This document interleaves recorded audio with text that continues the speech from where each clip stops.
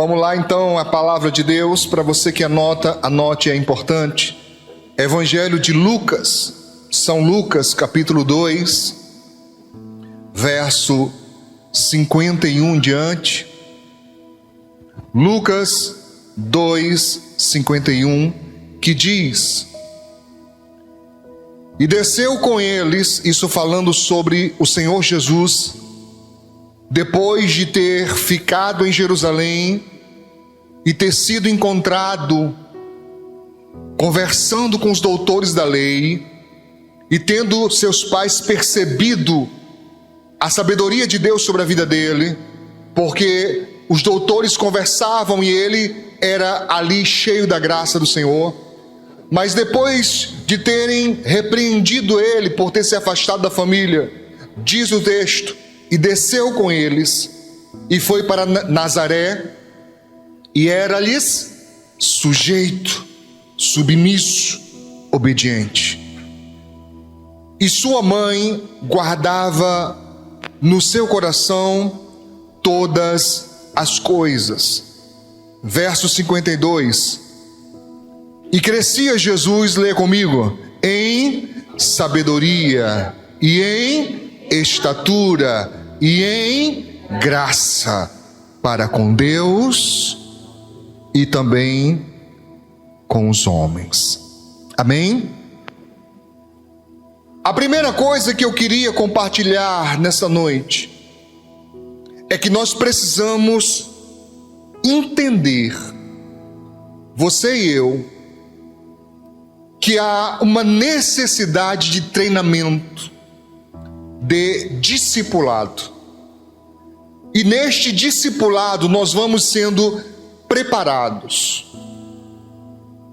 Eu coloquei em primeiro lugar aqui, preparados para servir a Deus. Por favor, entenda que quando nós aceitamos Jesus, teoricamente nos tornamos servos de Deus, mas na prática, nós precisamos de um tempo para aprendermos como é servir a Deus. O que significa de fato render-se ao Senhor.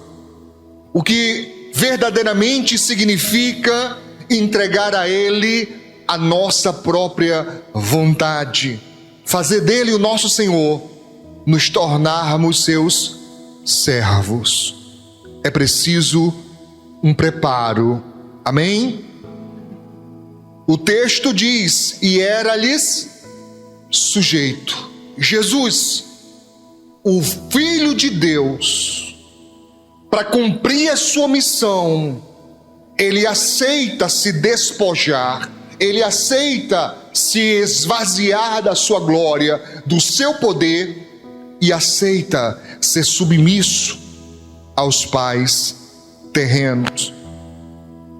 Na carta de Paulo aos Filipenses, no capítulo 2, no verso 7, Paulo expressa algo muito forte quando ele diz, falando a respeito de Jesus e da sua descida à terra, ele diz: antes, a si mesmo se esvaziou, assumindo a forma de servo, tornando-se semelhante de homens e reconhecido em figura humana. Esse texto eu escolhi ler na versão revista e atualizada de Almeida. Amém? Mas eu preciso que você entenda que Jesus não nasceu para ser carpinteiro. Não foi essa a missão. Não era este o propósito, não era este o desígnio. Ele não nasceu para trabalhar com madeira. Não era fazendo mesas, cadeiras, portas, janelas, utensílios, cruzes. Não foi para isso que ele nasceu. Mesmo assim, Jesus se preparou por 30 anos para executar o seu chamado. Amém? Por 30 anos, ele fez o que não nasceu para fazer, sendo preparado dia após dia, semanas e meses e anos, até chegar o momento dele cumprir o seu desígnio. Amém? Você está entendendo? E algumas pessoas parecem não conseguir entender que esse nosso caminhar com Deus nem sempre é feito do espetacular, do maravilhoso, do milagroso, do fora do comum. O nosso caminhar com Deus, cotidiano, diário, rotineiro, costumeiro, ele também é necessário, e não entenda errado. O nosso Deus também nos ensina em coisas simples. Se você estiver atento, se você estiver atenta, você vai perceber que nas suas experiências diárias e cotidianas, o Senhor Deus tem lições que nós devemos aprender. Por que nós temos família? Além de muitos outros motivos, nós temos família para aprendermos a viver em comunhão. É na família que você aprende a se defender. Principalmente quem tem irmãos. Quem tem irmãos?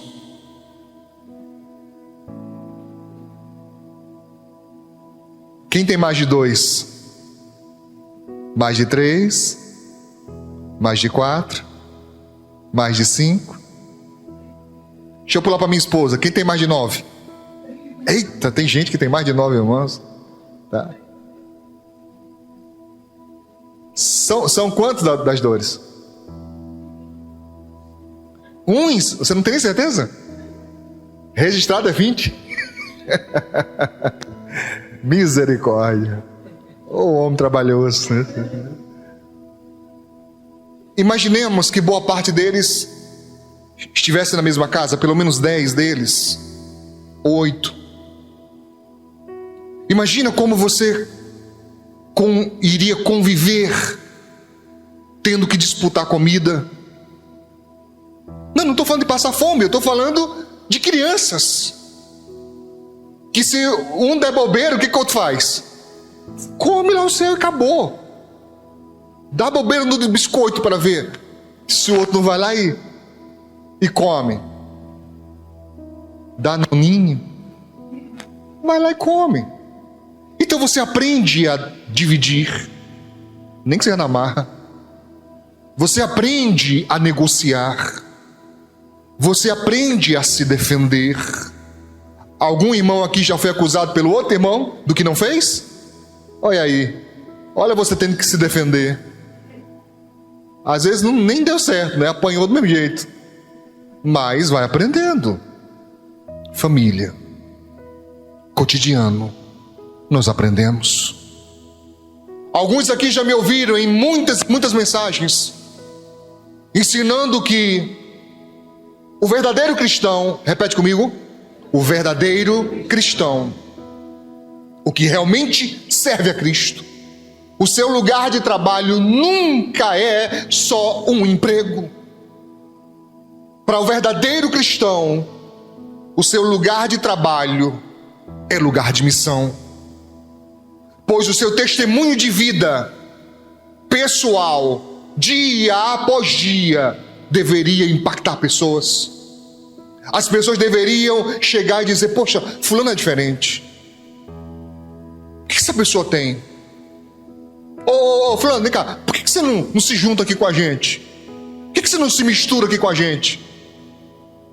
Por que quando começa uma conversa mais pesada, ou uma piada mais picante, ou algo mais sujo, você se afasta?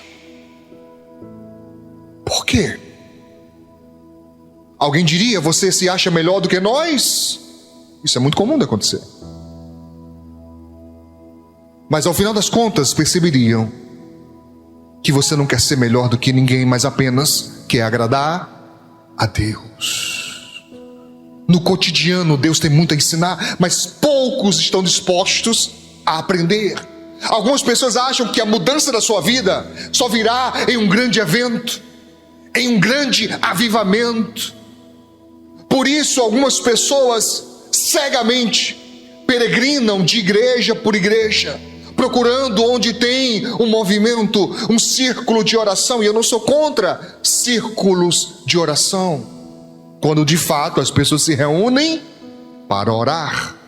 Porque em alguns lugares o círculo de oração quase tem se tornado em um circo sem oração, ou com uma oração protocolar, religiosa e fajuta. Mas em alguns lugares não. As pessoas realmente se reúnem para orar, para interceder, para buscar. São pessoas santas, são pessoas de Deus, que têm um propósito com Deus de buscá-lo e de interceder. Nada contra. Mas alguns, por algum motivo, acham que é o lugar que vai fazer a pessoa ser abençoada. Quantos e quantos bons pastores, homens e mulheres de Deus, que outrora foram usados por Deus, se perderam na caminhada, porque confundiram o poder e a essência do seu ministério como se fosse seu, e acham que a sua igreja é melhor. Quantos crentes são adoradores de igreja? Defendem a igreja como se ela fosse o próprio Deus. Não é lugar, repete comigo, não é lugar. Não é. No nosso tempo, no período da graça, na dispensação da graça de Deus, Jesus deixou muito claro: não é aqui em Jerusalém, não é neste monte, é onde você estiver, porque o Pai procura adoradores que o adorem em espírito e em verdade. Não é lugar, é você. Por que nos congregamos, pastor? Então, por que eu não sirvo a Deus sozinho? Porque isso é antibíblico. Para sermos corpo, temos que estar ligados uns aos outros. Seria impossível carregar as cargas uns dos outros se você andasse sozinho e eu também. Andando junto, quase a gente não sabe. Dê uma olhadinha para os seus irmãos. Diga para mim, descreva para mim como está a vida dessa pessoa financeira, como está a vida familiar, como está a vida sentimental, conjugal, como está a vida espiritual, como está a saúde dessa pessoa. Provavelmente você não faz ideia. E congregamos no mesmo lugar. Talvez você nunca chegou para um irmão e disse: meu irmão, como é que você está? Você está precisando de alguma coisa? Há algo que eu possa fazer para te ajudar? Talvez você não possa fazer muito. Talvez a pessoa tenha um problema tão grande que você não tenha recursos humanos para resolver a situação da pessoa. Mas muitas vezes uma palavra, um consolo, um conforto, alguém que dissesse: olha, eu estou contigo, tá? Eu vou orar pela sua vida, eu vou clamar a Deus por você. Você não está só nessa guerra. Eu humanamente não tenho muito o que fazer, mas eu vou fazer tudo o que for possível para te ajudar. Você faz isso? Olha ao redor de novo. E você chama essas pessoas de seus irmãos? É mesmo?